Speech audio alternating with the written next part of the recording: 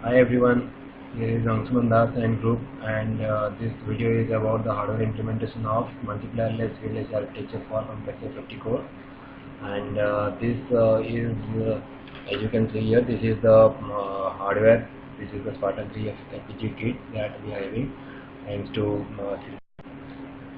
design in the given FPGA. We initially have done the RTL coding using the language VHDL. Later we have verified it using behavioral simulation. After that we have logically synthesized the proposed RTL design, and later we have generated a post-synthesis structural model just for our reference, and we have just compared logically the post-structural as well as the behavioral, and they have more or less same. And after that we have implemented the proposed design, so using the target device of Spartan 3 1600 system gates. And after that we have included the user constraints file or the implementation constraints file. So after the implementation, which consists of steps of translate, mapping and routing, so we have generated a post route simulation model, so through which we have verified the proposed or the routed design using post route simulation,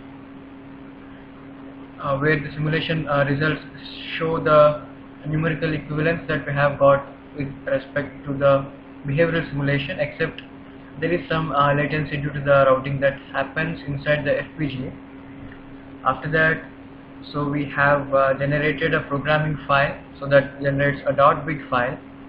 And after generating the programming file, so we have configured our target device, that is Spartan 3 1600. So, and physically, so after configuring the target device, so we have generated a core using ILA or the Chipscope Pro tool, that is a part of the Xilinx software or the Xilinx ISA environment.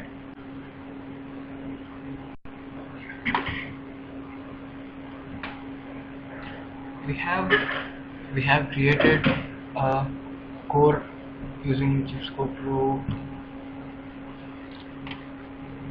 inserter, that is a logic inserter, and this is a predefined set of conditions that we have given for the particular or proposed design, where we have a trigger of only one, so that is a reset, and the width is 1 bit. And later, so we have captured a data with a width of 162, that means the total number of input outputs of the proposed design when mapped onto the FPGA given, so it is 162. And we are collecting, or let us just check the output of the proposed design using the Chipscope Pro logic analyzer. So we have this option, analyze design using Chipscope. So we will just run it, so which opens the Chipscope Pro logic analyzer environment. So initially we have to set up the cable connection,